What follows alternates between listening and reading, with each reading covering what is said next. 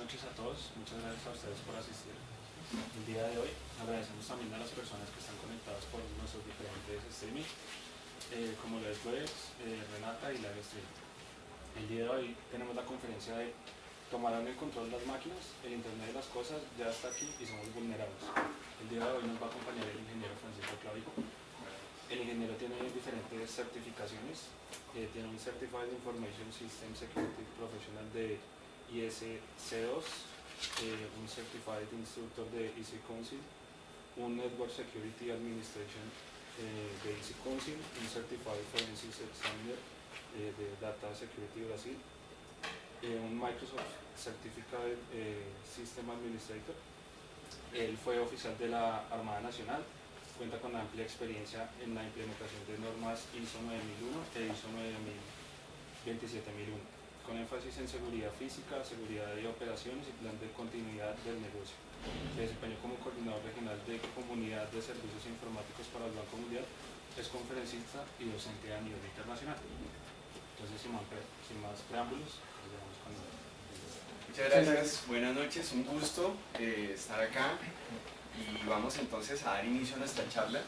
Ya habrán tenido oportunidad de ver la diapositiva que está en este momento visualizándose. 50 billones de dispositivos en red para 2020. Alguien acabó de entrar y dijo, uy, ya van en 50, la semana pasada iban en 20. Eso es precisamente el tema que nos ocupa en este momento.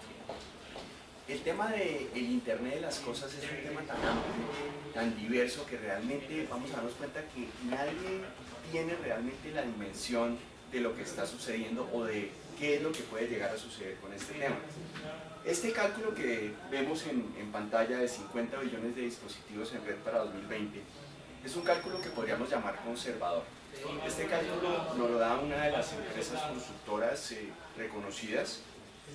Y si hacemos un contraste de esta cantidad de dispositivos con la proyección de la población mundial para la misma época, es decir, para 2020, igualmente hablando de temas de cálculos conservadores, Naciones Unidas nos dice que más o menos podríamos estar alrededor de los 7 billones de habitantes en el planeta Tierra para 2020. Entonces más o menos estaremos teniendo una proporción de 7 a 1, ¿verdad? Pero hay que tener en cuenta una cuestión. No todas las personas en el planeta tienen acceso a un dispositivo inteligente. Existe la brecha digital, hay regiones que están más avanzadas que otras en términos de penetración de internet, de dispositivos digitales, etc. Entonces aquí hay una primera reflexión interesante. No es que cada persona va a tener 7 dispositivos inteligentes, posiblemente 1, 2, aunque muchos tenemos más dispositivos de los que quisiéramos tener, pero lo contrario también es cierto, hay personas que no tienen acceso a ningún dispositivo. Entonces esa proporción de 7 a 1 nos pone a pensar que realmente habría muchos dispositivos desatendidos, muchos dispositivos instalados en las fábricas, en los vehículos, a nivel de aplicaciones militares, hospitales, etc. Ahora, hay quienes dicen que esta cifra de 50 billones no es tan corta. Hay quienes dicen que esta cifra podría ser incluso 200 billones. O sea, de entrada ya la cuadruplican. ¿Y quién dice eso? Pues los amigos de Intel Corporation. Los conocemos, ¿verdad? Ni más ni menos que los inventores del microprocesador. Entonces, ¿ustedes qué dicen? ¿Les creemos a Intel Corporation? Algo saben de estos temas, algo saben de electrónica. Y evidentemente, pues ellos tienen un gran interés en que este Internet de las cosas prospere, ¿verdad? De hecho, vamos a ver que están como líderes de uno de los principales grupos de trabajo, que es la parte de conectividad de red para que este tema del Internet de las cosas funcione. Entonces, según ese cálculo de Intel, si estamos ya disparando el tema a 200 billones de dispositivos, ya no estamos hablando de 7 a 1, sino estamos hablando de aproximadamente 26 objetos o cosas inteligentes por cada habitante del planeta Tierra. Entonces, por ahora quedémonos con ese rango que es bastante amplio, entre 50 y 200 millones de dispositivos. Lo único cierto en esto, ¿cuál es? La cantidad de información que estos dispositivos van a almacenar, van a producir, van a generar, es absolutamente inmanejable. De hecho, en este momento ya la cantidad de información que estamos generando es inmanejable. Ya tenemos serios problemas para generar datos que tengan sentido de la cantidad de información que tenemos y mucho más si estamos pensando en generar conocimiento. Y desde el punto de vista de seguridad, ustedes observan la diapositiva, todos estos dispositivos son vulnerables. Sabemos que no hay un solo equipo o una sola pieza de software que no tenga vulnerabilidad. Entonces ese es el panorama al cual nos estamos enfrentando hoy en día. Entre 50 y 200 billones de dispositivos conectados a la red, todos ellos vulnerables. Esto es a lo que se le ha dado en llamar entonces el Internet de las cosas, que no es más que objetos físicos, objetos cotidianos conectados a las redes, que ya conocemos, redes de comunicaciones, y otras redes que están en desarrollo, que están bajo investigación a través de sistemas y sensores. También lo llaman no solamente el Internet de las cosas, sino el Internet en las cosas. Ahora, ¿qué son las cosas? Absolutamente todo. Ustedes ven ahí también en esa diapositiva, tenemos temas de entretenimiento, tenemos temas de salud, tenemos temas de hogar, tenemos temas de la oficina, tenemos temas de comunicaciones, etcétera, etcétera.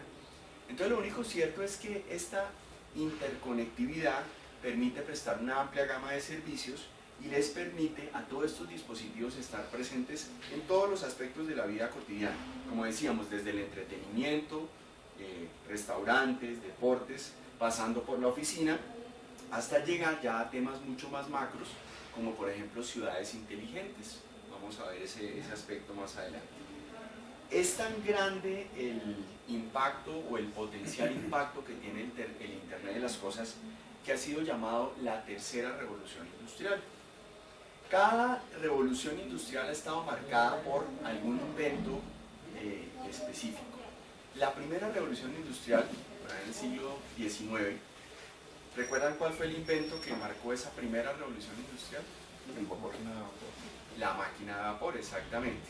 Entonces ahí eso cambia totalmente las líneas de producción, las relaciones laborales y cambia una cantidad de cosas asociadas con eso hasta la vida diaria, hasta la vida cotidiana.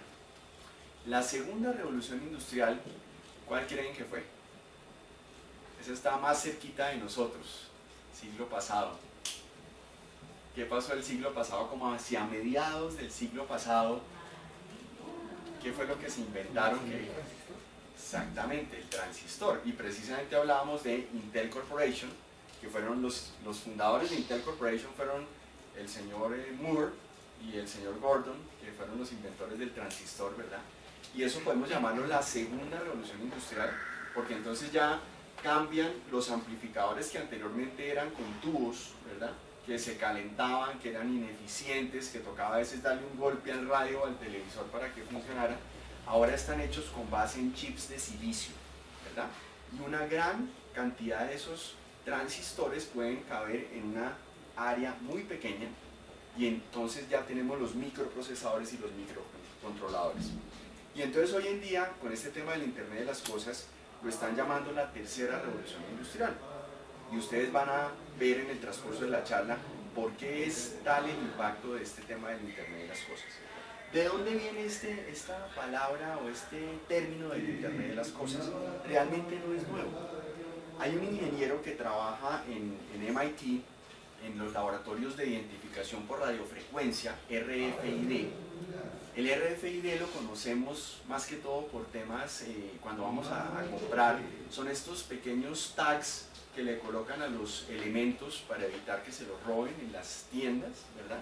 Pero eso tiene unos alcances mucho mayores. Esa es una aplicación de, digamos, de seguridad para evitar pérdidas en los establecimientos comerciales. Pero la identificación por radiofrecuencia tiene muchas más implicaciones que vamos a ver. Entonces este señor que se llama Kevin Ashton, que trabajaba por ahí en el año 1999 en MIT, empezó a pensar qué sucedería si todos los objetos o la mayoría de objetos de la vida cotidiana yo pudiera colocarles un sensor que permitiera no solamente la comunicación sino la localización. Y empezó a pensar en voz alta y a ver una serie de oportunidades en este tema. Pero ¿qué sucedía por allá por 1999? Internet estaba creciendo, era el boom, era la burbuja de Internet. Nadie sabía realmente para dónde iba a llevarnos esto, y había una serie de limitaciones a nivel de comunicaciones, a nivel de conectividad IP, a nivel de los tamaños de las baterías que podrían tener los dispositivos, a nivel de ancho de banda, que lo que este señor planteó, pues no dejó de ser en el momento una idea interesante, pero que no era realizable con los estándares tecnológicos de ese momento. Pero hoy en día sí lo es. Entonces, por eso es que estamos hoy en día acá sentados hablando de este tema, porque ya tenemos la tecnología que permite esta explosión. Es algo muy importante. Este señor trabajaba en laboratorios de RFID, o sea, radiofrecuencia e identificación. Esos son dos aspectos fundamentales para el Internet de las cosas. Tiene que haber comunicación, pero tiene que haber identificación. Pónganse a pensar, si yo tengo toda esta cantidad, billones de dispositivos conectados en red, el hecho de que estén conectados en sí no es realmente muy interesante. Lo que es realmente interesante es que yo los puedo individualizar y que yo los puedo ubicar. Entonces, por eso es tan importante el tema de tanto la conexión como la identificación. ¿Y cuáles fueron aquellas oportunidades que el señor Ashton vio desde ya finales del siglo pasado? Si todos los objetos de la vida cotidiana, o la mayoría de objetos de la vida cotidiana, pudieran estar conectados a redes, no habría carencia de inventarios, no habría mercancías caducadas, sabríamos dónde está todo. Muy importante, ¿no? A veces se nos pierden las llaves, se nos pierden los objetos más pequeños y no sabemos dónde están. Entonces, con el Internet de las cosas ya eso no pasa. Sabríamos al instante o casi al instante cuáles son las tendencias de consumo, cuáles son las tendencias de mercado. Entonces, las empresas pueden anticiparse rápidamente a cambios de mercado. Cosas como, por ejemplo, detener una línea de producción, ¿verdad? Y darle más énfasis a otra línea de producción. Sacar un producto del mercado que no está teniendo éxito. Y más bien mirar cuáles son las tendencias de consumo, qué es lo que quieren los consumidores y empezar rápidamente a producir. Y no solamente a producir, sino a producir en las cantidades adecuadas, manejar oferta, demanda, etcétera, etcétera. Sabríamos qué cosas están prendidas y cuáles están apagadas. Esas son solamente algunas de las cosas que el señor Ashton en su momento pensó que podrían ser factibles. Y tuvo toda la razón. El Internet de las cosas no solamente posibilita esto, sino una cantidad de cosas más, y las vamos a ir viendo alrededor de la charla, cosas que nosotros muchas veces ni siquiera nos imaginamos que son posibles y que hoy en día ya están a la vuelta de la esquina. Pero entonces, ¿qué es lo que sucede con el Internet de las cosas? Así como tenemos una gran cantidad de oportunidades, estamos enfrentados a una serie de riesgos y retos. ¿Qué es lo que sucede? Estas redes y arquitecturas crecen de manera disgregada. Es decir, es como Internet. Internet ha sido una colcha de retazos más o menos. La nube no es muy diferente. Nubes públicas, nubes privadas. Cada vez le vamos agregando piezas a este rompecabezas, pero eso crece de manera disgregada. A pesar de que hay grupos de trabajo, a pesar de que hay iniciativas, a pesar de que hay esfuerzos para que Internet crezca de manera ordenada, realmente hace rato que Internet se nos salió de las manos. La nube no es la excepción y el Internet de las cosas tampoco es la excepción. Yo siempre hago el símil de Internet como un edificio, el cual creció con unos cimientos planeados para una determinada capacidad, pero que fue un éxito total en ventas. Y entonces a ese edificio le hemos seguido poniendo cada vez más pisos. Y nos pasa lo del edificio que por acá cerquita de la 11,95 que se torció y tocó apuntalarlo y se logró salvar. Pero hay otros edificios que no se salvan, ¿no? Como por ejemplo el Space en Medellín. Entonces, ¿qué sucede cuando las tensiones sobre las estructuras rebasan la capacidad o la resiliencia de los mismos cimientos? Esa es la pregunta que nos tenemos que hacer con este tema. Entonces, repito, estamos ante una arquitectura, sistemas disgregados, políticas que muchas veces no tienen relación y coherencia unas con otras, y eso evidentemente nos lleva a un escenario de potenciales riesgos, tanto operativos como de seguridad. Por otra parte, estamos ante una situación de crecimiento exponencial, no lineal, exponencial. Fíjense que el rango que estábamos hablando al comienzo de la charla, entre 50 hasta 200 billones. No sabemos, en cualquier lugar en ese rango podemos estar hablando para 2020 de la cantidad de dispositivos que estén conectados. ¿Y qué es lo que impulsa ese crecimiento? pues fundamentalmente un interés comercial, un interés económico. Las empresas necesitan expandir mercados, necesitan ahorrar costos, necesitan anticiparse a los cambios de los proveedores, de los clientes, necesitan acercarse más al cliente final, y todo eso lo logran con el Internet de las cosas. Pero las personas de seguridad, entonces estamos corriendo detrás, tratando de mantener el paso. Y realmente es muy difícil mantener el paso. Si en este momento ya es difícil mantener el paso de los sistemas de seguridad, pues ahora con la explosión del Internet de las cosas va a ser más difícil. ¿De cuánto dinero estamos hablando? No es una industria millonaria, no es una industria que se mide en billones, es una industria que se mide en trillones de dólares. Demasiado dinero en juego. ¿Ustedes creen que entonces esto va a parar? No. Hay trillones de dólares, es una oportunidad, es un semillero de oportunidad para las empresas. Para 2025, es decir, a la vuelta de 10 años, se estima que este mercado pueda estar alrededor de los 6.2 trillones de dólares. Imagínense la cantidad de dinero que está en juego. Entonces, por eso, pues no es sorpresa que estemos hablando de un crecimiento exponencial. Y si nos devolvemos a lo que estábamos hablando en la primera parte de arquitecturas y sistemas disgregados, pues básicamente podemos hablar de que el Internet de las cosas es como una caja negra. Es decir, no sabemos qué hay allá adentro. Sabemos que están sucediendo una cantidad de cosas, sabemos que el crecimiento es exponencial, pero va a ser muy difícil predecir el comportamiento del Internet de las cosas, tanto desde el punto de vista operativo como desde el punto de vista de seguridad. Ahora, lo único que es cierto es una cosa, que el impacto va a ser cada vez mayor. El impacto de las brechas de seguridad y de las afectaciones de seguridad cada vez va a ser mayor. Entonces estamos enfrentados ante modelos caóticos, básicamente. Normalmente hemos venido tratando de mirar la seguridad bajo un modelo determinístico, es decir, asumíamos que conocíamos cuál era el perímetro de la red, asumíamos que conocíamos cuáles eran las amenazas, cuáles eran los vectores de ataque, asumíamos que podíamos cuantificar los impactos, asumíamos que conocíamos las interrelaciones entre todas las partes que estaban conectadas en la red, pero hoy en día no, eso no es cierto.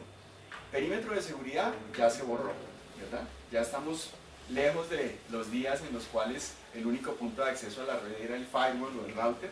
Eso ya explotó con todos estos temas de dispositivos personales que están interconectados a la red, ¿verdad? Ya no conocemos realmente cuáles son los vectores de ataque. Cada vez vamos a ver que tenemos más ataques de día cero. La predictibilidad sobre esos ataques se perdió. Y básicamente tenemos una serie de dispositivos y de sensores que están interconectados entre sí y que además están aprendiendo del ambiente.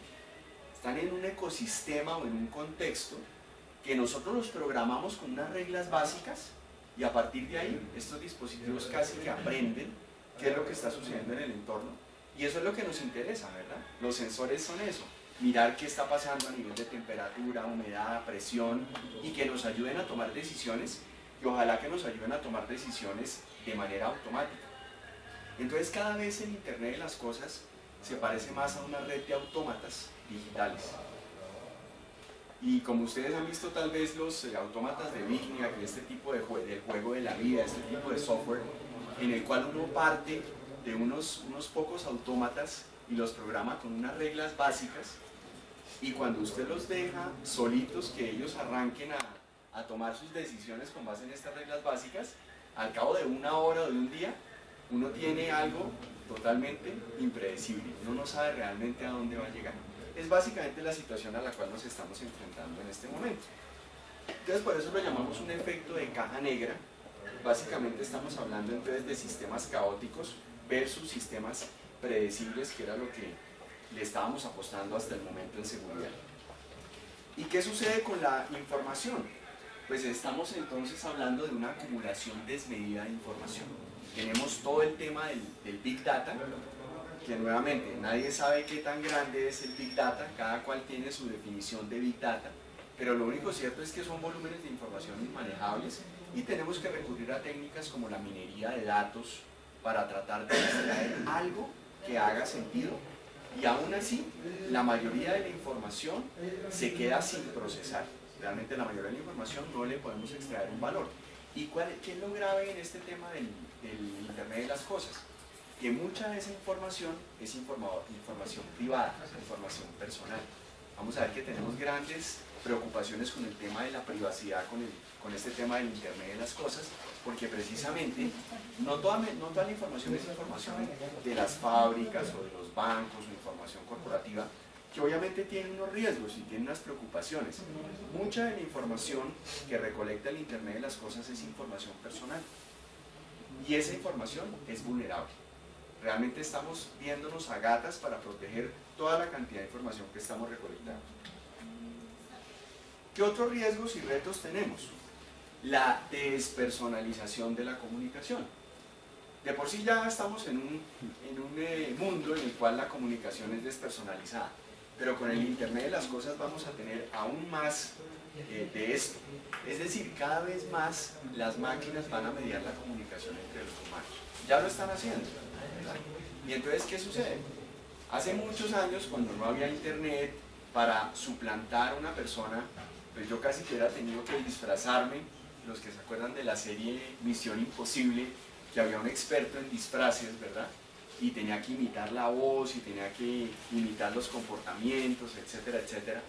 Pero entonces hoy en día es mucho más fácil suplantar a una persona, porque esa persona se está comunicando a través de máquinas, a través de sistemas. Si yo logro vulnerar la máquina, el sistema a través del cual se está comunicando esa persona, entonces yo puedo hacer suplantación y fraude. Es el caso de los ataques man in the middle, el hombre en el medio, ¿verdad? Que los dos extremos se siguen comunicando, asumen que se están comunicando con las personas originalmente con quien establecieron la comunicación, pero realmente tenemos grandes riesgos de suplantación y fraude. Entonces, ese es uno de los principales problemas. La vulnerabilidad de los dispositivos en sí. Según un estudio de Hewlett Packard, 70% de los dispositivos más comunes del Internet de las cosas son vulnerables. No es sorpresa, vamos a ver ahora más adelante de dónde sale esa vulnerabilidad.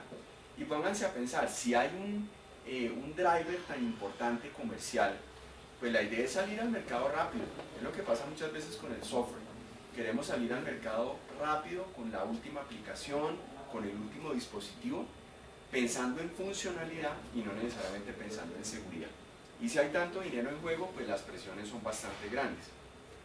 Esto es especialmente preocupante desde el punto de vista industrial, estas vulnerabilidades. Si yo, por ejemplo, tengo una serie de dispositivos en serie, imaginémonos, por ejemplo, válvulas que controlan un oleoducto, y ese dispositivo es vulnerable, pues si yo logro comprometer un dispositivo, pues muy seguramente logro comprometer toda la cadena de dispositivos que están en adelante. Entonces yo no solamente tendría el control de una válvula, tendría el control de un sistema de válvulas y podría tener teóricamente el control de un oleoducto, de un gasoducto, de una hidroeléctrica, de una planta de producción de energía, etcétera, etcétera. ¿Qué otra cosa preocupa con el Internet de las cosas? Los ataques de día cero. Todos sabemos lo que pasó en la Segunda Guerra Mundial, Pearl Harbor, ¿verdad? ¿Qué pasó ese día? Un ataque que nadie se esperaba. Entonces era una mañana plácida de domingo en las islas del Pacífico Sur y nadie se esperaba que los japoneses fueran a atacar ese día. Entonces mientras todo el mundo estaba relajado, preparando el picnic del día, preparando el juego de golf, venían los aviones cero japoneses a atacar. Por supuesto fue un ataque contundente, devastador, y fue lo que, entre otras cosas, pues motivó que los Estados Unidos ingresara a la Segunda Guerra Mundial. Entonces sucede aquí parecido con los ataques de día cero. Nuevamente le estamos apostando a un modelo determinístico. Por ejemplo, el tema del anti-malware. Todos sabemos que el anti-malware tradicional se basa en la detección de firmas y la actualización de firmas. El anti-malware, si nosotros compramos una marca comercial reconocida, no estamos hablando de marcas gratis, sino marcas comerciales reconocidas, digamos de los top 3 anti-malware, hacemos la actualización de firmas, etcétera, etcétera. ¿Cuál creen ustedes que es el porcentaje de éxito de ese anti-malware? Más o menos, en detección. 80%. Un 80 siendo generosos, ¿verdad? estamos hablando de un 70-75%. Entonces ahí tenemos un riesgo residual importante. ¿Quiere decir que no usamos anti-malware? Hay que usarlo, por supuesto, porque es lo que nos protege de los ataques más conocidos. Pero como este entorno es tan cambiante, entonces cada vez tenemos más de lo que se llaman ataques de día cero, porque realmente no tenemos la capacidad de predecir las interconexiones o las interrelaciones entre todas estas partes de la cadena. Y por eso cada vez se vuelven más comunes los ataques de día cero. Recordemos el tema de la caja negra, estamos hablando de sistemas difusos, dispersos, caóticos, entonces se necesita un nuevo enfoque de la seguridad. Y el Internet de las cosas facilita lo que se llama el BYOD, o sea, Bring Your Own Device, trae tu propio dispositivo, es la oficina moderna. Es decir, los empleadores, por una parte, les conviene que cada persona traiga su dispositivo y su aparato, se ahorran un poco de costos en cuanto a inventarios, se ahorran algunos costos en cuanto a mantenimiento de infraestructura, pero introducen en el ecosistema otras vulnerabilidades. Lo único cierto es que esta es una tendencia que llegó para quedarse. Diferentes empresas lo manejan de diferentes maneras. Hay empresas que son muy tajantes, que no permiten trae tu propio dispositivo, pero en general es una mezcla. En general vemos que hoy en día en las organizaciones hay una mezcla entre dispositivos que nos da la organización, que están actualizados bajo políticas, bajo normas de seguridad, bajo control de inventarios, pero también cada vez tenemos más dispositivos en manos del usuario, de propiedad del usuario, de tal manera que la información podemos decir que se aleja de la organización y se acerca al usuario. Entonces ahí se introducen unas vulnerabilidades, unos riesgos importantes, y ni se diga de la parte de privacidad y de aspectos legales, ¿verdad? Ahí vienen preguntas como, bueno, si yo tengo en mi dispositivo, que es personal, activado unos sistemas que son de la organización, entonces ¿a quién le pertenece la información de mi dispositivo? ¿Sigue siendo mía? ¿O la información es ahora de propiedad de la empresa? ¿Hasta qué punto la empresa tiene derecho entonces sobre mi información? ¿Hasta qué punto la empresa puede monitorear mi información? Etcétera, etcétera. Entonces eso nos lleva al tema de los riesgos sobre la privacidad. Cada vez tenemos más dispositivos personales conectados a Internet. Muchos de estos dispositivos cumplen funciones como por ejemplo seguridad personal o seguridad residencial. Son muy buenos, son muy interesantes. Es decir, yo podría generar señales de alarma desde mi celular para decir que estoy en peligro y que me ubiquen rápidamente para poder que me ayuden, para que las fuerzas de policía me ayuden. O yo podría tener una serie de dispositivos conectados en casa para mi seguridad personal. Pero hay muchos dispositivos de estos que son inherentemente inseguros. Entonces, el caso típico, circuito cerrado de televisión, venden hoy en día una gran cantidad de cámaras de dispositivos que se conectan muy fácilmente vía IP. Es decir, muy fácilmente la cámara es un pequeño servidor IP y tiene la ventaja que yo puedo monitorear la cámara que está en casa desde mi celular o desde una terminal de computador. Hace poco estuve en una feria que se llama Eficiencia y Seguridad acá en Bogotá y era como la feria de las cámaras realmente. Me llamó la atención que uno recorría pasillos y pasillos y fácilmente el 80% de las exhibiciones de la feria eran cámaras. Realmente es una explosión de cámaras, micrófonos que yo puedo activar remotamente y hay de todo para todos los gustos, desde aplicaciones muy baratas, muy económicas, hasta aplicaciones muy sofisticadas. El punto aquí ¿cuál es? Que cualquier persona puede conectar hoy en día dispositivos a la red desde su casa, pero así como es fácil de configurar esos dispositivos, son fáciles de vulnerar. Utilizando técnicas de warp driving, cracking de contraseñas, hay programas gratis que se descargan de internet. Un atacante podría simplemente con una laptop estar recorriendo el barrio con una antena inalámbrica en modo promiscuo, es decir, estar capturando todas las señales que tenga por ahí y podría acceder, si la encriptación que se está utilizando para esas cámaras es una encriptación débil o las contraseñas que se están utilizando para acceder a esos sistemas de cámaras son débiles, con relativa facilidad un atacante podría tomar el control desde afuera de la residencia del sistema de circuito cerrado de televisión, y eso ha sido demostrado 1001 veces. ¿Y para qué utilizan eso? Para fines de hurto, para fines de extorsión. Por ejemplo, yo como atacante podría utilizar esas cámaras, tomar control de esas cámaras para ver cuáles son los hábitos de los habitantes de ese lugar, a qué horas salen, a qué horas entran. Podría mirar cuál es el dispositivo de seguridad que tienen, qué objetos tienen, si es interesante o no robar esa residencia. O podría tomar imágenes para extorsionar o para sacar en internet posteriormente. Entonces hay un caso muy conocido en los Estados Unidos, una señora que tenía este tipo de circuito cerrado de televisión para monitorear a la niñera, ¿verdad? La señora trabajaba, entonces activaba la cámara para monitorear a la niñera en el día, y resulta que un buen día, cuando llegue en la noche, oh sorpresa, la cámara empieza a seguirla. Ella empieza a caminar y la cámara empieza a seguirla. Entonces, claro, evidentemente un atacante ya tenía el control de esa cámara. Entonces, ¿qué hacemos en este caso? ¿Dejamos de utilizar estos dispositivos? Pues no, la idea es utilizarlos de una manera responsable, y por ejemplo en este aspecto, una recomendación que doy yo es utilizar estos sistemas de circuito de televisión como si fuera un sistema de alarma.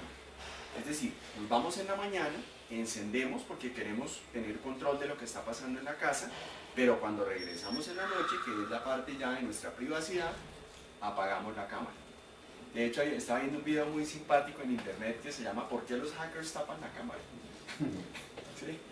De hecho, es una contramedia muy sencilla, que le dicen a uno la cámara de la computadora, ponerle un sticker o una cintica mientras uno no la esté utilizando, porque es muy fácil de vulnerar y de activar remotamente. Entonces, esto nos lleva a una gran cantidad de información que está siendo recolectada y almacenada por sensores. No solamente imágenes.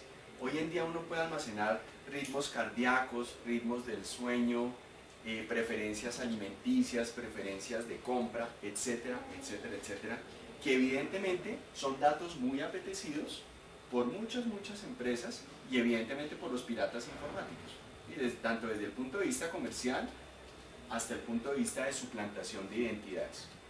Entonces, es decir, un solo dispositivo que perdamos tiene una gran cantidad de información personal. Y muchas veces el gran riesgo que tenemos es que no sabemos, muchas veces no conocemos el alcance, hasta dónde nosotros estamos sacrificando nuestra privacidad y hasta dónde estamos permitiendo la recolección de ese tipo de información. Todos esos acuerdos que nosotros firmamos de aceptación de términos de uso, condiciones de uso del software, condiciones de uso de los dispositivos, los hacemos clic sin mirar, porque nosotros queremos ser rápido, descargar ese aplicativo que nos recomendaron, que sabemos que nos va a ayudar, etcétera, etcétera, y damos clic a una cantidad de cosas que nosotros no sabemos hasta qué punto realmente estamos sacrificando el uso de esos datos personales. Y por otra parte, los empleadores, al verse con este tema de la explosión de dispositivos personales en el sitio de trabajo y al sentir que están perdiendo el control de su información, pues tratan de implementar más controles. Entonces es el caso de las plataformas de gestión de celulares, etcétera, etcétera, que a veces se pueden volver invasivos. Entonces los empleadores tienen que tener cuidado y tienen que consultar con las áreas legales de la empresa y tener unas políticas claras sobre hasta qué punto es permitido o no el monitoreo. E informarle a los empleados, ¿verdad? Si usted tiene el correo corporativo sobre el dispositivo de smartphone, entonces la empresa va a estar gestionando su dispositivo digital y la empresa se reservaría, por ejemplo, en un momento dado de una pérdida de un compromiso de ese dispositivo, a hacer un borrado remoto. O cosas como, por ejemplo, si el dispositivo se pierde, va a haber un máximo de 10 intentos para acceso. Luego de 10 intentos el dispositivo se resetea. O la información se encripta, o queda el dispositivo reseteado a estado de fábrica.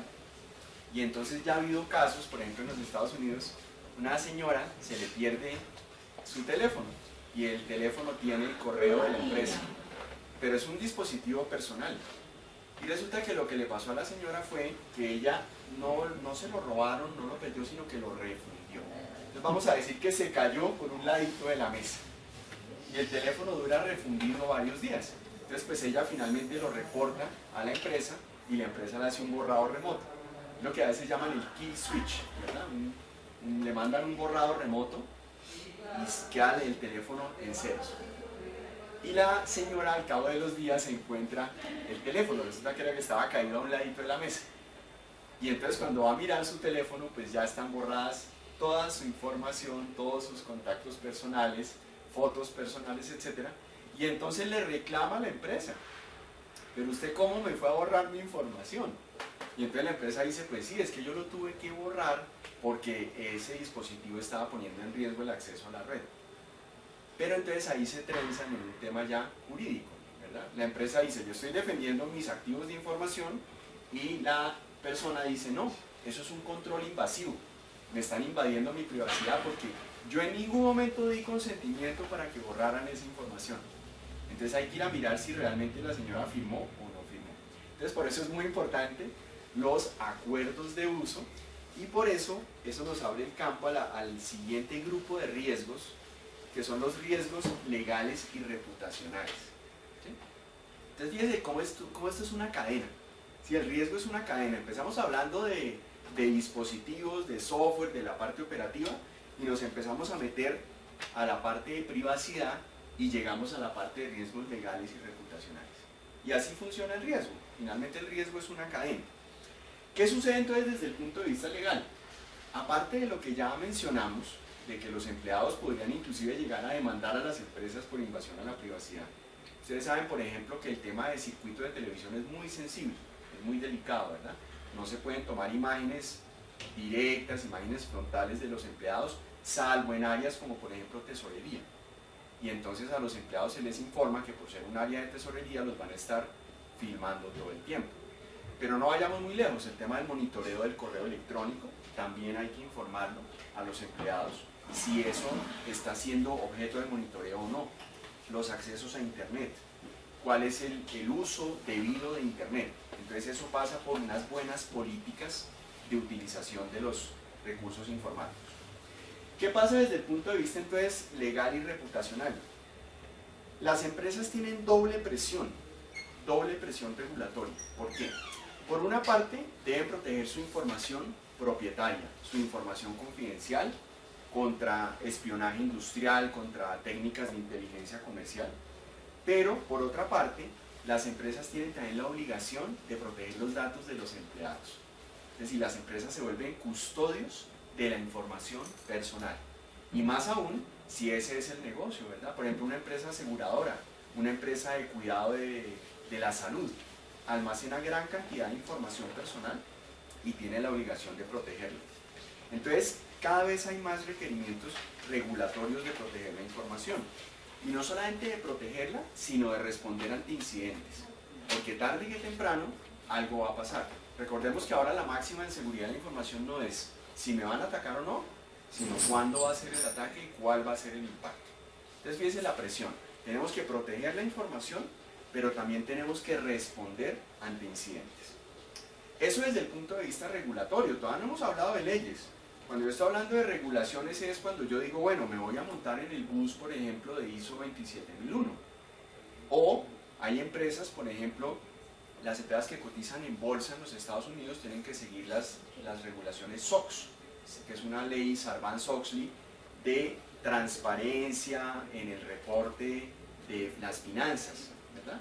Entonces, dependiendo del entorno en el cual yo me encuentro, tengo ciertas presiones regulatorias. Es interesante cómo va avanzando esto, porque por ejemplo 27001 pues es la cabeza de la norma, ¿verdad? Pero va creciendo, realmente 27000 es una familia. Y de las más recientes adiciones es la 27018, que es reciente el año pasado, que habla sobre privacidad de servicios en la nube. Entonces fíjese cómo todo se va enlazando y cómo cada vez hay más presiones regulatorias. Y desde el punto de vista legal, pues ni se diga. Hoy en día tenemos marcos legales que protegen la privacidad. Acá en Colombia tenemos el habeas data, que es básicamente el derecho al buen nombre, y en el cual el habeas data propende por el respeto al principio de finalidad. ¿Qué es el principio de finalidad? Si yo entrego un dato privado, un dato que solamente me compete a mí, si yo se lo entrego a una empresa, es para que esa empresa me preste un servicio determinado, para mi beneficio. Por ejemplo, yo estoy tomando un seguro. Por ejemplo, yo estoy tomando un plan médico, ¿verdad? Entonces, eso obedece al principio de finalidad. Esa empresa tiene que respetar que ese dato fue entregado únicamente para el cuidado de mi salud. No podrían utilizar un dato que yo entrego para el cuidado de mi salud para vendérselo, por ejemplo, a una empresa aseguradora. Porque entonces el día que yo me voy a asegurar, me suben la prima de riesgo es mayor o fácilmente no me aseguran. Si miramos esto desde el contexto del Internet de las cosas, esa es la información que yo conscientemente estoy entregando. Pero con el Internet de las cosas yo no sé qué información está recolectándose sobre mí. ¿En qué bases de datos reposa esa información? ¿Cómo se está transmitiendo? ¿Cómo se está propagando? ¿Sí? Entonces el problema se multiplica. Y más aún, el problema se multiplica y se magnifica cuando hay terceros involucrados. Porque hoy en día, pónganse a pensar, las empresas no todas pueden prestar todos los servicios. Y en el tema de informática eso es más cierto que cierto. Cada vez hay más tercerización. Caso de las plataformas de pago, ¿verdad? A cada rato hay vulnerabilidades sobre las plataformas de pago, a cada rato escuchamos que hay robo de tarjetas de crédito, que las tarjetas de crédito se están vendiendo por internet, etcétera, etcétera. ¿Y qué sucede? Que entonces ahí entramos en otro riesgo que es el riesgo reputacional. Entonces una empresa cuyo negocio es las ventas por internet contrata a un tercero para que le haga la plataforma de pagos, para que gestione los pagos.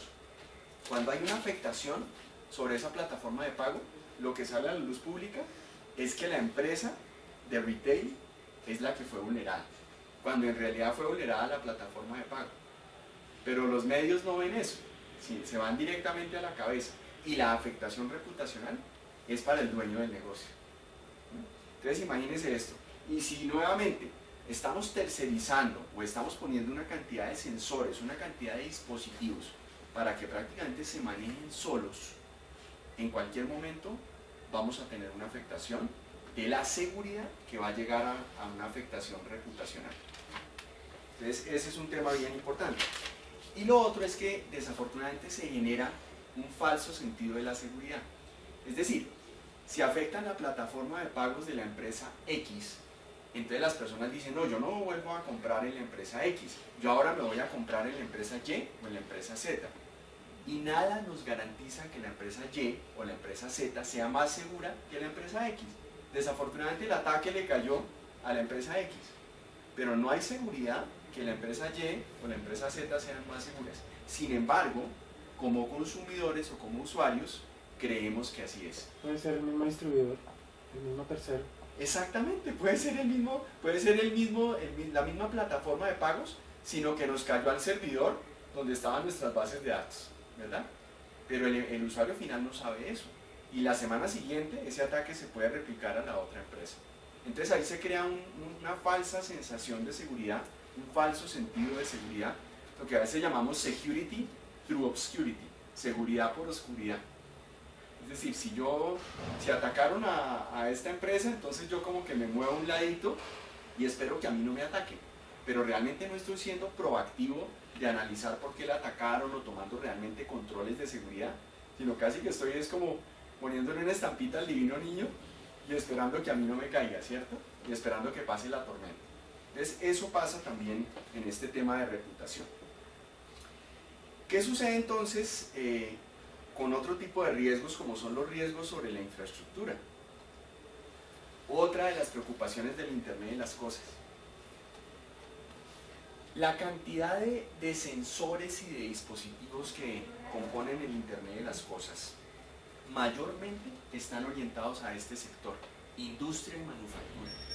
Porque si nos ponemos a pensar, prácticamente el Internet de las cosas empezó por ahí, empezó por la industria, empezó por las manufacturas, empezó por la planta industrial. Los sensores que controlaban líneas y que controlan líneas de producción, líneas de transmisión eléctrica, gasoductos, oleoductos, como lo mencionábamos, Ese es el semillero del Internet de las Cosas y seguirá siendo el semillero del Internet de las Cosas, al punto que más de un 40% de esos dispositivos que estamos hablando que componen el Internet de las Cosas, más de un 40% corresponden al sector industria y manufactura. Y entonces, ¿esto a qué nos lleva? A que los atacantes ahora tengan como blanco favorito los sistemas físicos y los sistemas de información que soportan la provisión de servicios básicos: agua, luz, comunicaciones, internet, servicio de suministro de gas. Entonces, el Internet de las Cosas está apoyando todas estas infraestructuras, y en esa medida estas infraestructuras por eso se vuelven infraestructuras críticas.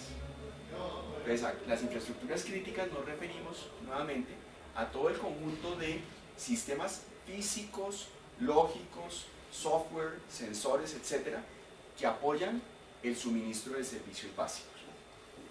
A tal nivel ha llegado esta preocupación, que es una preocupación ya de seguridad nacional.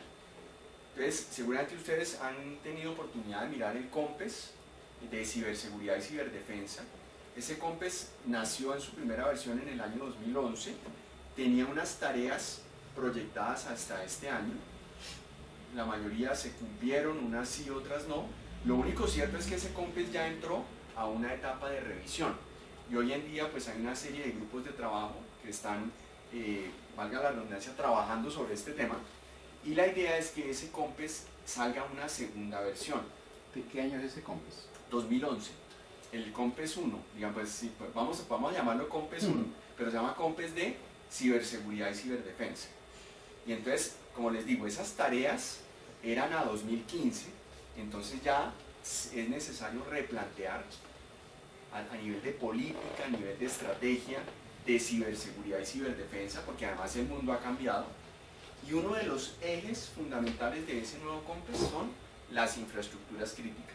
Es decir, es una preocupación grande a nivel nacional. ¿Y por qué es tan grave la afectación de infraestructuras críticas?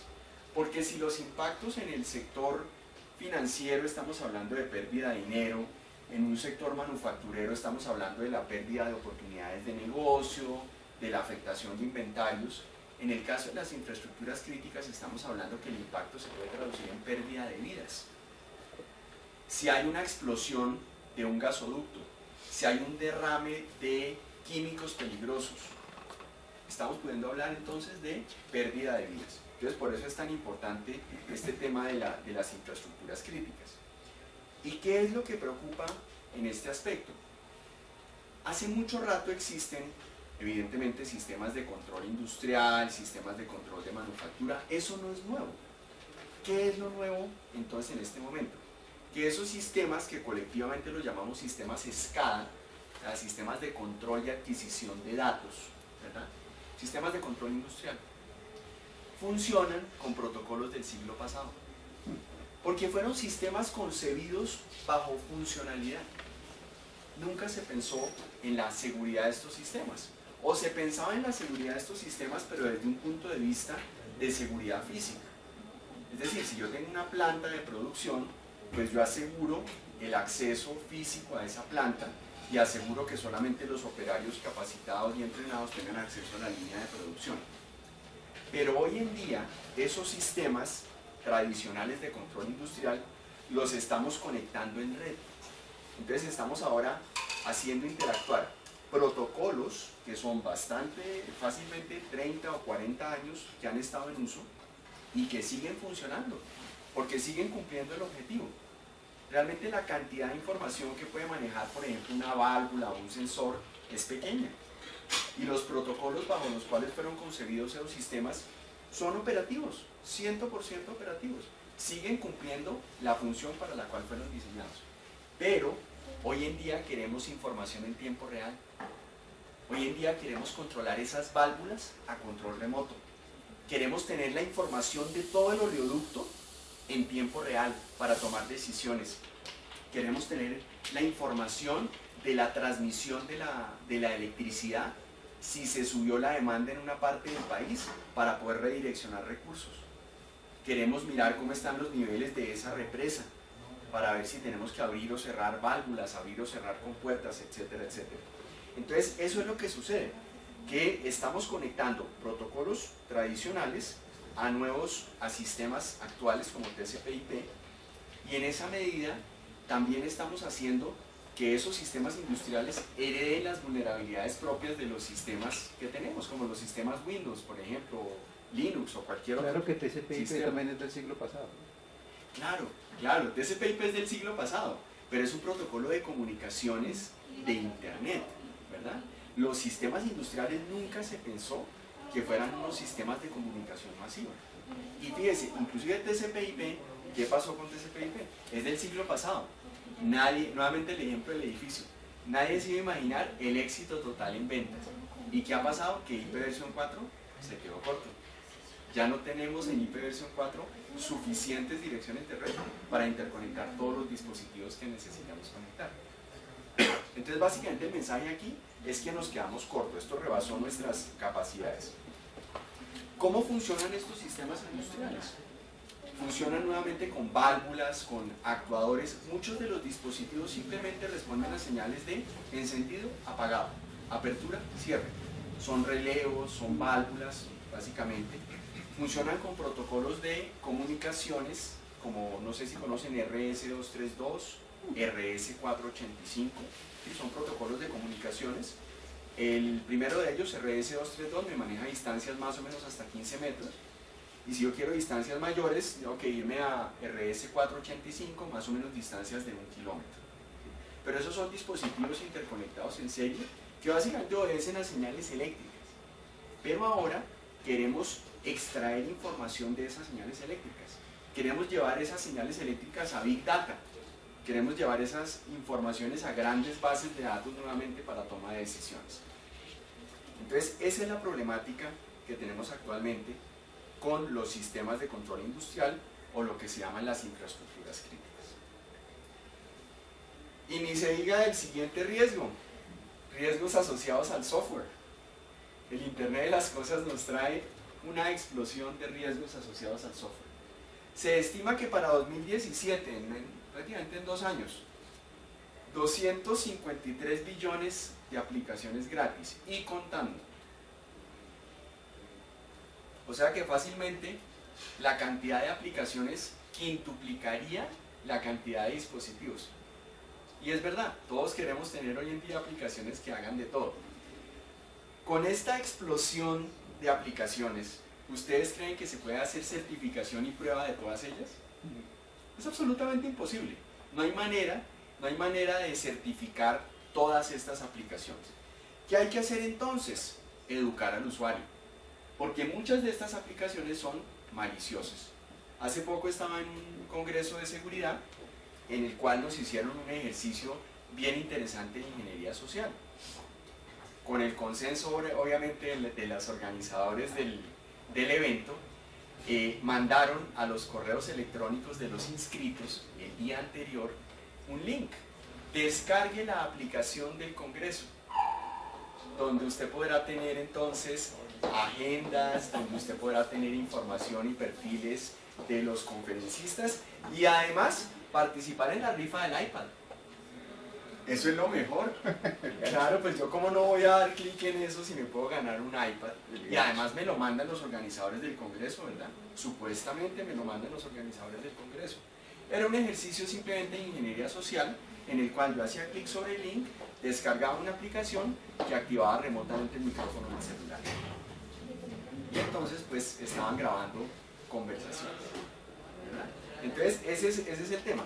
Ante esta explosión de aplicaciones maliciosas, no hay manera de hacer pruebas exhaustivas de todas ellas, no hay manera de certificar todas ellas. Entonces ¿yo qué tengo que hacer? Educar al usuario, evitar que el usuario caiga en trucos de ingeniería social, porque la ingeniería social, recordemos, es el vector favorito de ataque hoy en día. Nuestro amigo Kevin Mitnick, padre de los hackers, es su técnica favorita, la ingeniería social, el engaño, ¿verdad? Recurrir a la naturaleza humana. Los seres humanos somos gregarios, curiosos, solidarios, nos cuesta trabajo decir que no. Entonces realmente para ser un hacker hay que ser más psicólogo que tecnólogo. El hacker exitoso es el mejor psicólogo. No sé si vieron el caso hace poco del muchacho que estaba robando las millas de Avianca, de los famosos. Estaba robándole las millas a los famosos y se hacía pasar por una operadora de call center. Se ponía voz de mujer, llamaba a las personas, obviamente averiguaba usuario, contraseña, etc. Llegó a tal punto el robo de millas que él no solamente disfrutaba viajando, sino que vendía planes turísticos, ¿sí? Robando millas, a punta de ingeniería social. No tuvo que vulnerar ni un solo control de seguridad, no tuvo que meterse a ningún servidor, solamente ingeniería social. Entonces, con este tema del Internet de las cosas, pues eso se potencializa, ¿verdad? Y el otro problema no son solamente las aplicaciones maliciosas, sino las aplicaciones vulnerables. Es decir, nosotros mismos cometemos errores en el desarrollo. No nos adherimos a modelos de madurez en desarrollo de software, no hacemos pruebas exhaustivas, no siempre hay tiempo de hacer pruebas exhaustivas, sucumbimos a la presión de salir rápido al mercado, etcétera, etcétera, y dejamos uno que otra puerta trasera en el código, ¿verdad? Que durante el desarrollo nos sirve para hacer troubleshooting del código, para hacer validación del código, pero por ahí se nos olvida que esas puertas traseras quedan ahí y entonces el amigo hacker sí encuentra esas puertas traseras. Ok, pero entonces hasta el momento ustedes dirán, bueno, pero esto es una charla de seguridad normal, ¿verdad? O sea, hemos hablado de riesgos, de vectores de ataque, pues sí, el Internet de las cosas, pero entonces ¿dónde radica realmente la preocupación? ¿Qué es lo nuevo? Porque los riesgos que hemos hablado pues no son nuevos. ¿Qué es lo que es realmente nuevo con el Internet de las cosas? Entonces por eso decimos aquí, bueno, ¿y por qué tanto alboroto? ¿Por qué tanto alboroto? La ubicuidad de los dispositivos se traduce en una ubicuidad de riesgos. Entonces nuevamente, el perímetro de seguridad explota, ya no hay perímetro de seguridad, los riesgos están en todo lado. Estamos hablando de hiperconectividad, es decir, estamos hablando de niveles de conectividad que no tienen precedentes. Yo les mencionaba, la mayoría de las interacciones humanas hoy en día son mediadas por máquinas. Entonces eso se llama humano a máquina o human to machine, H2M. Pero también hay mayor comunicación máquina a máquina, o sea, machine to machine. Y por supuesto conexiones en la nube. Y tenemos la gran explosión de comunicación sensor a máquina, sensor to machine, que es una de las principales fuentes del Big Data. ¿Y por qué se posibilita esa gran explosión de conectividad? Entre otras cosas, porque hay un marco común que se está trabajando, y no es casualidad que lo esté trabajando Intel, entre otras cosas, que es el CCF, Common Connectivity Framework, o sea, marco de conectividad común. ¿Y en qué se basa ese marco de conectividad común? Le están apostando a control y conectividad de sensores a través de dispositivos móviles, a través de la voz, a través de señales biológicas, conectar sensores y controlar sensores. Y ese Common Connectivity Framework, vamos a ver ahora que se basa en unas nuevas técnicas de comunicación, o que realmente no son nuevas, pero que se han reevaluado. Es decir, estamos volviendo a mirar el valor que tienen esas redes que tenían esos sensores industriales que duraron olvidados muchos años. Ahora nos estamos dando cuenta que esas redes tienen un gran potencial de comunicaciones, y vamos a ver de qué se trata ese Common Connectivity Framework. Y por supuesto el tema de la nube. Al conectar tantos dispositivos a la nube, estamos trayendo las vulnerabilidades inherentes de la nube, como es la posibilidad de fuga de datos, sistemas vulnerables, etcétera, etcétera, lo estamos trayendo al Internet de las cosas. Entonces, algunos de los factores que permiten o que habilitan este Internet de las cosas, se los mencionaba, los sistemas de radio, la nueva forma de conectar los sistemas de radio. Hoy en día tenemos sistemas de radio por doquier. Casi que podemos tener un sistema de radio en una calza, en una muela, donde uno No demoramos en llegar a eso, realmente no demoramos en llegar a eso. Los sistemas de comunicaciones hoy en día son pequeños, de bajo costo, casi que están embebidos en los dispositivos. ¿Y eso por qué se posibilita? ¿Ustedes creen que el Internet de las cosas funciona con Wi-Fi o con Bluetooth? No. Funciona con unas redes de baja potencia que se llaman redes CSS o Chirp Networks. Chirp es como el canto de un pajarito. Chirp Networks. Son redes entonces que funcionan básicamente en lo que se llama espectro amplio o espectro extendido. ¿Cómo funciona esto? El Wi-Fi, por ejemplo, le asignan unos determinados anchos de banda para que funcione. ¿Y por qué esos anchos de banda son tan estrictos? Porque hay una alta competencia por esas frecuencias, ¿verdad? Hay un alto interés comercial en esas frecuencias. Las frecuencias bajo las cuales funciona el Internet de las cosas son frecuencias que han estado en uso durante años, que han estado en uso básicamente en la fábrica. Entonces eran frecuencias de un uso muy limitado dentro de una fábrica nada más. Entonces realmente a muchas personas no les interesaba una aplicación comercial de esas frecuencias. Pero hoy en día nos hemos dado cuenta que esas frecuencias tienen un potencial de transmitir información. Más allá solamente de transmitir el estado del sensor, pueden transmitir, por ejemplo, información de localización del sensor. Y se llaman redes de espectro extendido porque tienen un ancho de banda determinado y a diferencia del Wi-Fi o del Bluetooth, utilizan todo el ancho de banda que tienen asignado.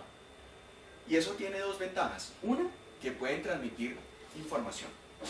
Obviamente, no pueden transmitir la misma cantidad de información que un banda ancha de fibra óptica. Claro que no. Pero pueden transmitir suficiente información para que sea interesante a nivel del Internet de las cosas. Lo otro, la transmisión de espectro extendido es muy robusta ante interferencia electromagnética. Y tiene sentido, ¿verdad? Porque en una fábrica hay motores, hay balastros, hay una cantidad de dispositivos que están generando ruido electromagnético, entonces tiene que ser así.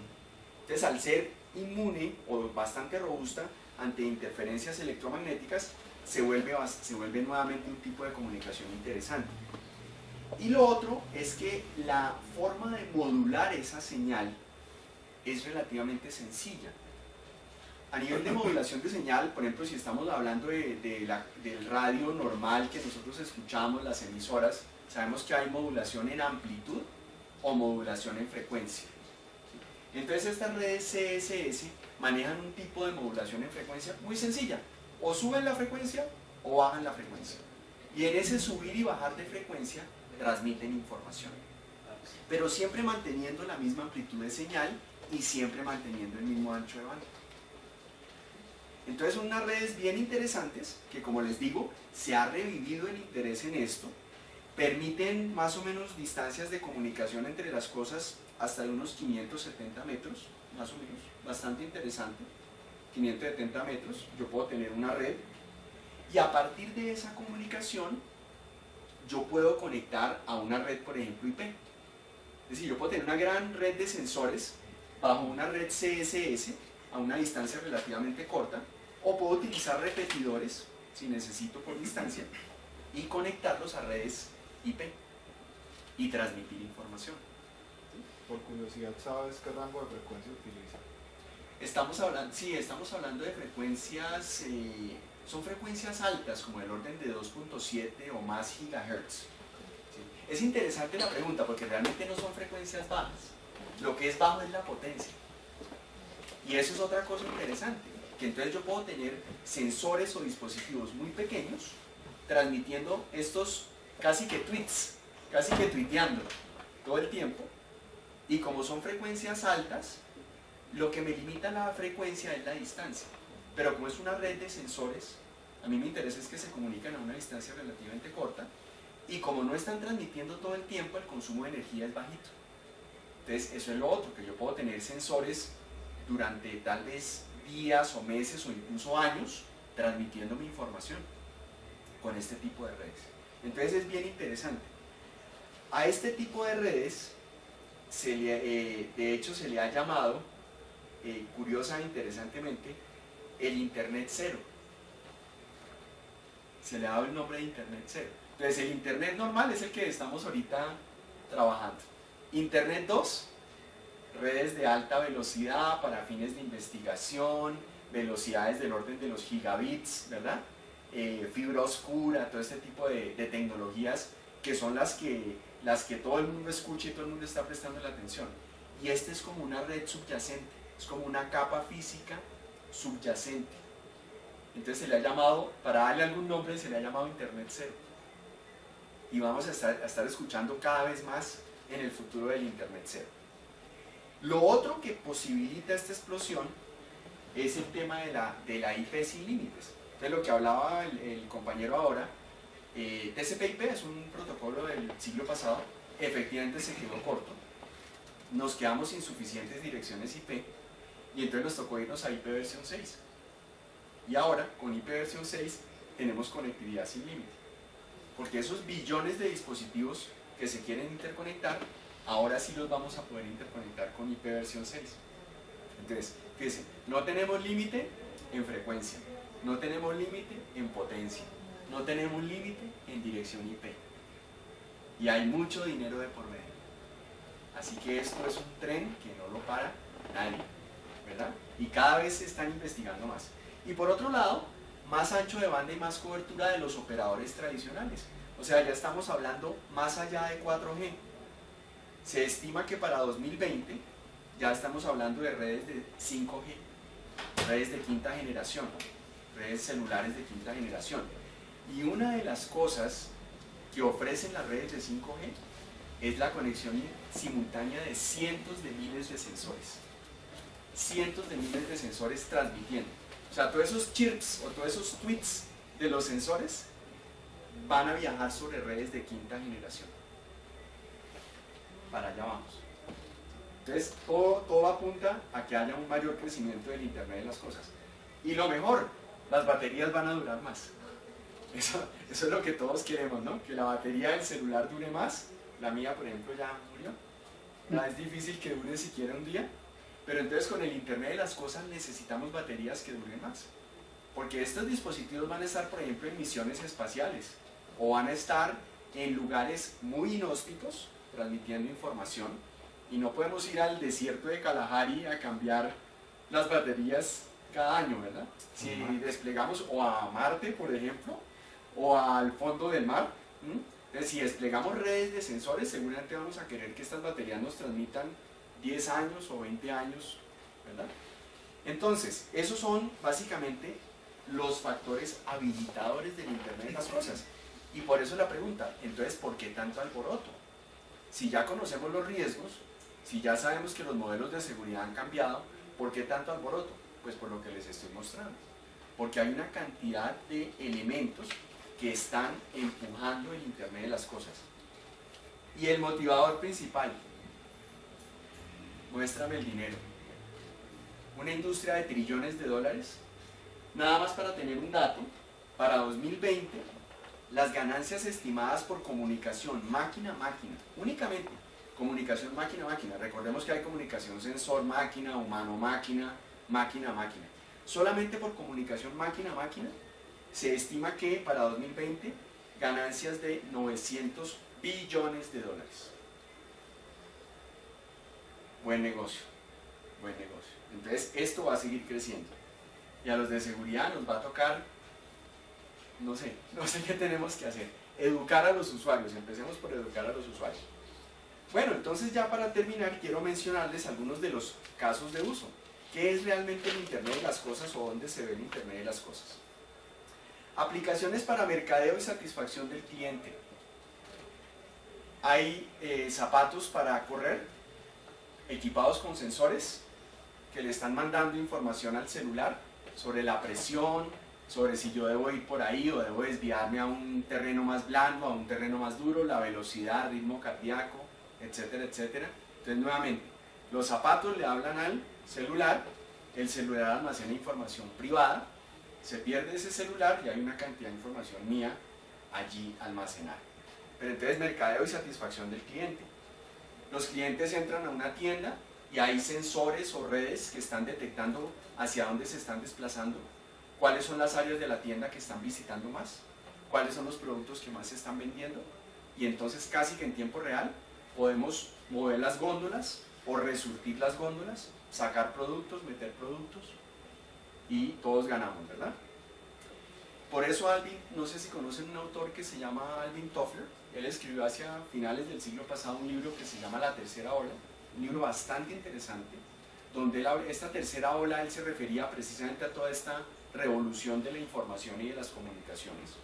Y él hablaba un término muy interesante, que en el siglo XXI ya no iba a haber consumidores sino prosumidores. Es decir, el consumidor cada vez se acerca más a la línea de producción, porque el consumidor es el que manda, el consumidor es el que dice qué es lo que quiere, qué es lo que debe salir al mercado. Ya las empresas no sacan cualquier cosa al mercado porque saben que a veces no se vende. No consumidores, sino que Prosumidores. Él le hablaba del auge del prosumidor. O sea, es un productor consumidor. Ya queremos productos a la medida. Ya no nos contentamos con productos en serie, con productos en masa. Queremos ser únicos. Queremos tener el producto primero, el producto más novedoso. Y eso lo permite el Internet de las cosas. Aplicaciones en la salud. Entonces, por ejemplo, hay sensores cardíacos que se pueden implementar con unas técnicas mínimamente invasivas y que pueden monitorear la salud del paciente y predecir enfermedades, o pueden lanzar señales de alarma cuando hay una situación, por ejemplo, de un infarto, de un paro cardíaco, etcétera, etcétera. Este segmento es el segundo en crecimiento para el Internet de las cosas. Industria y manufactura, cerca de un 40% de los dispositivos del Internet de las cosas. Salud, aproximadamente un 30%. ¿el primero cuánto porcentaje? 40% más o menos. Industria y manufactura, ¿no? Es el sector, digamos, donde está más concentrado el Internet de las cosas. Y el segundo sector, aplicaciones de la salud. Y de ahí para adelante, pues, sistemas de seguridad, entretenimiento, etcétera, etcétera. En industria, en salud más o menos cuánto. Más o menos un 30% de los dispositivos de Internet de las cosas están orientados hacia aplicaciones de salud. Otro caso de uso, seguridad de las estructuras, cemento inteligente. Cemento inteligente. No es que el cemento nos haga las tareas y nos hable, aunque de alguna manera sí nos habla.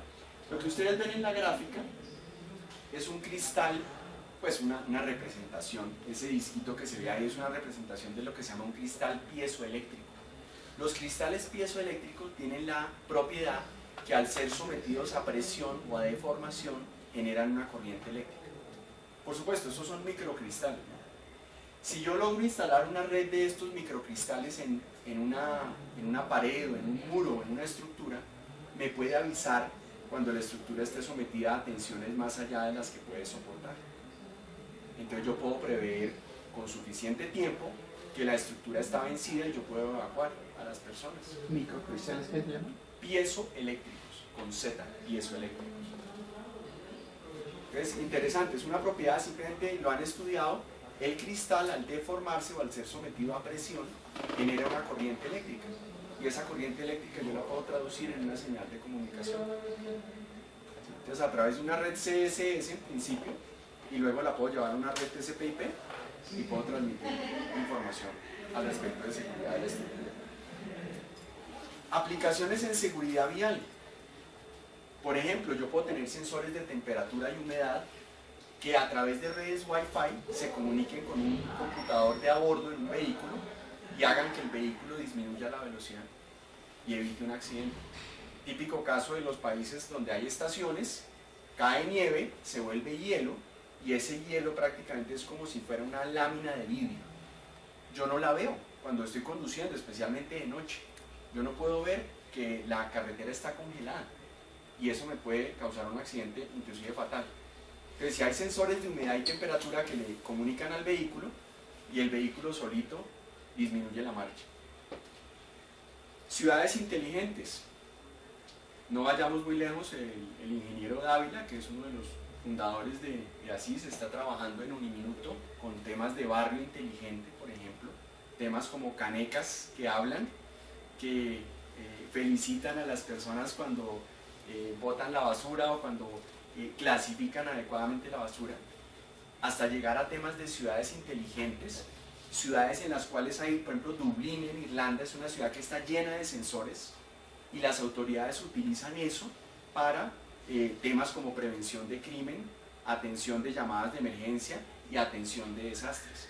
Y todo eso gracias al Internet de las cosas, a una gran cantidad de red de sensores que están conectados entre sí. ¿Qué más se puede hacer con el Internet de las cosas? Nanobots, robots microscópicos, que pueden medir las propiedades de la Tierra, pueden medir el crecimiento de plantas, pueden darnos información acerca de cómo está desarrollándose un cultivo. Si, por ejemplo, las lechugas tienen demasiada concentración de potasio, les toca disminuirle, qué sé yo, los fertilizantes. Y entonces el agricultor ni siquiera tiene que ir a disminuir el fertilizante, sino que esa información le llega a un sistema de riego automático que vuelve y mezcla, hace la mezcla del fertilizante y manda fertilizante entonces con menos potasio, porque el potasio es dañino para la salud. Entonces, en exceso, ¿no? Todo en exceso es dañino. ¿Sí? Pero entonces de repente si hay ciertos estándares que dicen que las lechugas no se pueden pasar de tanto porcentaje de potasio, a través del Internet de las cosas podríamos disminuir las concentraciones de potasio en los cultivos. Ojo, estén atentos, lo que viene, fusión del hombre con la máquina. Están realizando experimentos hoy en día a través de prendas de vestir que capturan señales de nuestro cuerpo. Cuando yo pienso en ciertas cosas, emito señales eléctricas. Esas señales pueden ser capturadas a través de prendas de vestir y recolectadas y analizadas y estudiadas. Esas señales yo las podría llegar a amplificar para controlar una máquina. Estamos llegando entonces a un tema de casi que control mental. Con base en lo que yo pienso, yo podría amplificar esas señales al mundo real y estar controlando maquinaria o armas. Evidentemente esto tiene aplicaciones desde el punto de vista militar. Comunidades robóticas de aprendizaje. Todas estas redes de sensores se van a estar comunicando entre sí para aprender juntos y solucionar problemas complejos. Estamos hablando de comunidades robóticas de aprendizaje. Y vamos a llegar a algo que, como el Facebook de las cosas. Es decir, las cosas van a tener como una plataforma a través de la cual se van a intercomunicar e intercambiar información. Y se están actualizando todo el tiempo. Ya hay desarrollos en este sentido. Ya se están desarrollando plataformas que sería como un Internet de las cosas. Hay una que se llama como Everything o algo así, como todo. Ese es como un Facebook de las cosas. Todos los dispositivos interconectados entre sí, intercambiando información, actualizándose. Oiga, a mí me pasó hoy esto, ¿no? Y los otros dispositivos dicen, uy, menos mal me dijo para que a mí no me pase lo mismo. Entonces yo como que me recalibro y evito que me vuelva a pasar, que me pase lo mismo. O, mire, tuve esta experiencia positiva, aprendí esto. Entonces los demás dispositivos aprenden también, ¿verdad? Tecnología de batalla en el campo de juego. Eso que ven ahí es una imagen del Mundial de Rugby. A propósito, Argentina está en las semifinales, a quienes les gusta el rugby. Va a estar buenísimo este fin de semana el partido. Pero bueno, ¿por qué traigo esto a colación? Si ustedes observan, los jugadores tienen unas bandas en la cabeza. Es posible dotar esas bandas que tienen los jugadores con unos sensores biométricos, porque uno de los principales riesgos en este tipo de deporte es los golpes en la cabeza. Este tipo de bandas y de sensores biométricos lo que pueden es enviarle información al cuerpo médico para que luego de un choque, luego de una colisión, el médico pueda saber cuál es la afectación del jugador. Porque lo que sucede hoy en día es que muchas veces cuando hay un choque, solamente por sospecha sacan al jugador del juego y le hacen una serie de pruebas. ¿Cuántos dedos ve? ¿Qué día es hoy? ¿Usted cómo se llama? A ver si le afectó el golpe o no. Pero con este tipo de sensores biométricos se podría dar información al cuerpo médico para que tenga una idea más clara de si el jugador fue afectado o no y si puede continuar en el juego o si tienen que evacuarlo a una clínica. ¿Eso en particular ya lo están utilizando?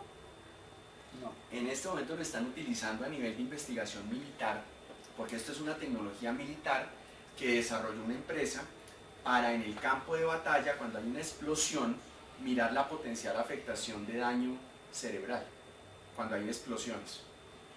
Entonces es una tecnología militar que muy pronto va a llegar al terreno de juego. Pero para allá vamos, para allá vamos. Dardos de seguimiento a vehículos. La policía del Reino Unido, cuando ve un vehículo sospechoso, empiezan a seguir al vehículo sospechoso y el vehículo sale en fuga. Le lanzan un dardo al vehículo que tiene un transmisor de GPS. Entonces simplemente no se ponen en una persecución que es potencialmente peligrosa, sino que le lanzan un dardo y el vehículo queda con un detector de GPS. Y entonces pueden informar a las demás unidades para que hagan seguimiento al vehículo y lo detengan más adelante. Y se evita riesgos sobre el mismo policía y riesgos sobre la población civil de lanzarse en una persecución que es potencialmente peligrosa. Y la tapa, vacas tuiteras, vacas que tuitean. Pero esas vacas no tuitean para ser populares en las redes sociales. Las vacas tuitean para avisarle al granjero si están enfermas. Es decir, hay una serie de sensores que le instalan al animal, esto en hatos lecheros, porque hay enfermedades que son de difícil diagnóstico. Es decir, muchas veces el animal se ve sano, inclusive el veterinario le hace una inspección somera y no logra detectar que el animal pueda estar enfermo, pero a nivel de microsensores implantados en el animal, le pueden dar una alerta temprana de que el animal está con una enfermedad o que tiene algún problema, y evidentemente pues es en beneficio del bienestar del animalito y en beneficio del granjero, porque entonces no se le va a bajar su producción. Algunos ejemplos, ¿no?, del Internet de las cosas. ¿Qué viene entonces con este tema? ¿Cuál es el camino hacia adelante? Riesgos de seguridad, todos los que hemos visto. Explosión del Internet de las cosas, imparable. Big Data, imparable. Nube, imparable. ¿Por dónde empezamos? Incrementemos la conciencia de seguridad, lo que estamos haciendo hoy en día. Hay que empezar por educar a los usuarios y montar a todo el mundo en el bus de la seguridad. No es fácil, pero hay que hacerlo. Seguridad de la información como una decisión estratégica. Hay que empezar también a educar a los directivos que la seguridad no es un costo, sino un habilitador del negocio. Y para eso ayudan mucho los marcos de gobierno de TI. Tratar de hecho, en los marcos de gobierno de tecnología de información, el tema de riesgos es fundamental, pero entonces tenemos que hacer una tarea de venderle esa idea a los directivos para que se monten en el bus de la seguridad. Autenticación y más autenticación. Como tenemos tantas interacciones indirectas, humano-máquina, sensor-máquina, máquina-máquina, algo que le tenemos que meter duro la mano es a la autenticación. Porque con este tema del Internet de las cosas se dispara el riesgo de suplantación y fraude. Entonces, trabajar más en mecanismos de autenticación. Y trabajar más en una visión integral del riesgo. Nosotros vimos todos estos riesgos y vimos cómo esos riesgos funcionan como una cadena. Unos van de la mano de los otros y unos van desencadenando otros. Así como los sensores que están en serie, los riesgos también funcionan en serie, funcionan como un efecto dominó. Entonces hay una guía que puede servir, que es la NIST, que es el Instituto de Estándares Tecnológicos, NIST 800-39, que nos puede dar una idea de cómo empezar a enfocar el riesgo desde una visión integral. Y la invitación es esta última diapositiva, ver la seguridad dentro de un contexto integral. Es decir, la seguridad de la información tiene que ir de la mano con la seguridad física, seguridad en gestión del personal, seguridad industrial, apoyada por supuesto por la alta gerencia, con base en políticas de seguridad y enmarcada dentro de normas y estándares y por supuesto bajo la legislación vigente. Recordemos que no puede haber nada por encima de la ley. Entonces, inclusive los acuerdos, por ejemplo, de confidencialidad, políticas de privacidad que se establezcan al interior de las organizaciones, tienen que estar dentro de la ley. Entonces, hoy en día necesitamos abogados, que ya los hay, especializados en derecho informático, y deben ser parte fundamental de los equipos de riesgo en las empresas. Entonces esto nos lleva a lo que dice en la parte inferior de la diapositiva. La seguridad de la información va mucho más allá de la tecnología. Es decir, estamos hablando de un fenómeno de convergencia hoy en día en la seguridad. Y eso se da a nivel de la industria. Yo les comentaba, pues tengo la fortuna de tener la certificación CISP, que es de ISC2, del Consorcio de Seguridad de la Información, y hay una certificación hermana que tal vez no es tan conocida por nosotros en el ámbito de los sistemas y de la electrónica, que es la CPP, Profesional Certificado en Protección, y esa la otorga ASIS, que es ASIS pero con S, Sociedad Americana de Seguridad Industrial, American Society for Industrial Security. Y hay una tendencia bien interesante que los últimos 4 años para acá, ASIS, la Sociedad Americana de Seguridad Industrial, e ISC2 hacen el Congreso Anual juntos y le llaman la fusión de la seguridad física con la seguridad lógica. Entonces fíjese cómo a nivel de la industria ya está permeando esta cultura de la integralidad del riesgo, del manejo integral del riesgo. ¿CCP es qué? ¿Seguridad qué? CPP, ¿CPP? Profesional Certificado en Protección. Entonces esa certificación tiene, así como la ISO tiene varios dominios, el CPP tiene varios dominios, entonces protección a personas, protección a instalaciones, y he tenido la gran fortuna de ver cómo ha crecido el interés en seguridad de la información, porque yo dicto algunos módulos en esa certificación. Cuando a mí me llamaban, diga usted hace 4 años, díctese 2 horitas sobre seguridad de la información, luego eran 4 horitas, ahora ya es un módulo completo de seguridad de la información, ¿sí? Porque los profesionales en seguridad física ya entendieron que el tema hay que profesionalizarlo y que hay que meterle seguridad a la información, porque es uno de los factores de riesgo inherentes, ¿verdad? Entonces es interesante ver cómo la misma industria nos está llevando a esto.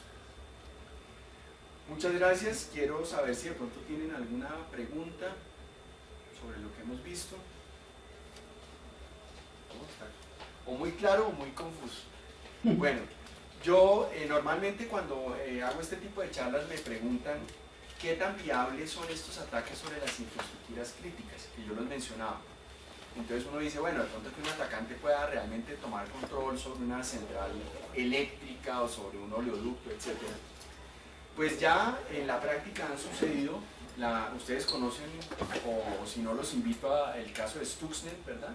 Que es este APT que fue realizado con base en un virus informático que fue diseñado específicamente para unos sistemas de control marca Siemens, con el propósito de poner lentos los rotores de enfriamiento de una central nuclear.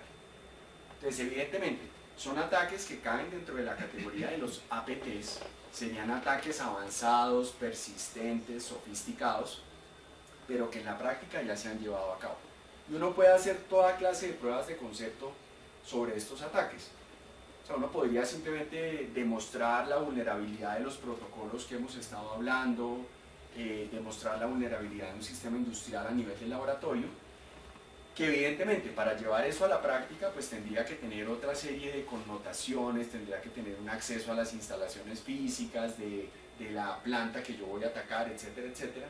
Pero no olvidemos la ingeniería social. Con ingeniería social se pueden hacer muchas cosas. Entonces, si yo tengo la tecnología clara y combino eso con ingeniería social y tengo los suficientes recursos y la suficiente motivación, un APT sería viable. Entonces, digamos que no es una cosa que uno vaya a planear o a ejecutar de la noche a la mañana, pero que es perfectamente viable. Entonces, quiero dejarlos con esa reflexión. Señor.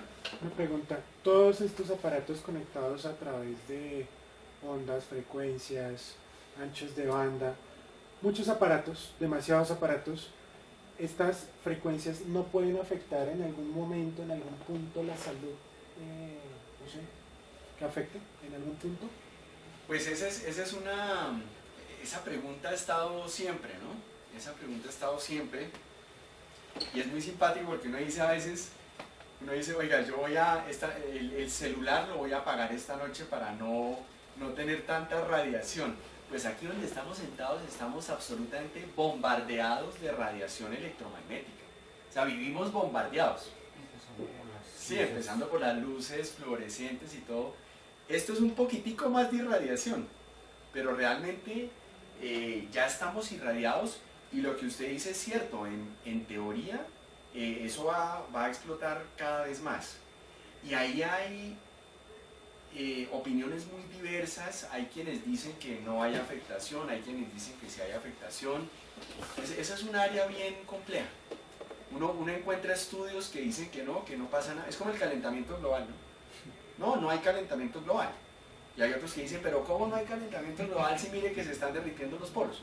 Entonces hay quienes dicen, no, pero eso en la radiofrecuencia no pasa nada porque las frecuencias que estamos manejando no afectan el cuerpo humano o las potencias que estamos manejando no son dañinas para la salud. Pero alguien podría decir, ok, son bajas potencias, pero es que esto ahora es una explosión de dispositivos por todos lados. Entonces la suma de esas potencias podrían llegar a afectar. Mantengámonos en sintonía a ver qué dicen los estudios. La industria no se va a echar atrás. Y la industria muy seguramente no se va a echar atrás. Recuerden lo que pasó hace muchos años, nuevamente para los años 50 con el tema del plomo en las pinturas. ¿Sí? Las pinturas eran basadas en plomo.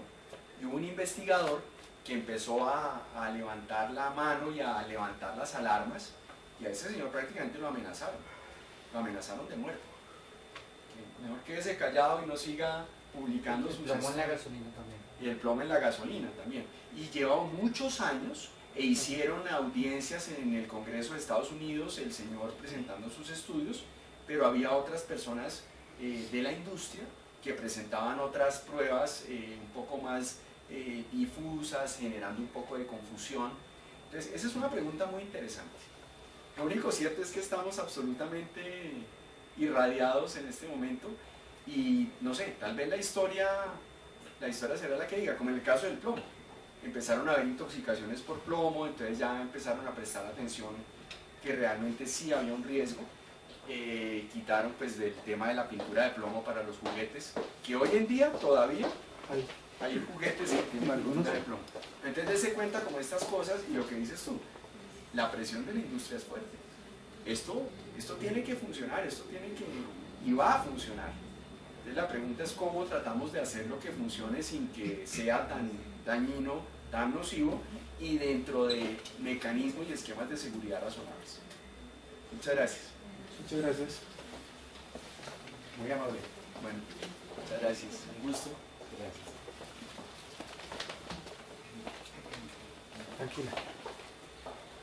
Bueno, les agradecemos a cada uno de ustedes por su presencia, a las diferentes personas que se conectaron por el stream, por Rex, Renata y Nelson. Y nada, los esperamos en una próxima conferencia. Le agradecemos a Francisco por su Con mucho presencia. gusto, un placer. Muchas gracias. ¿Cuándo cuelgan la conferencia?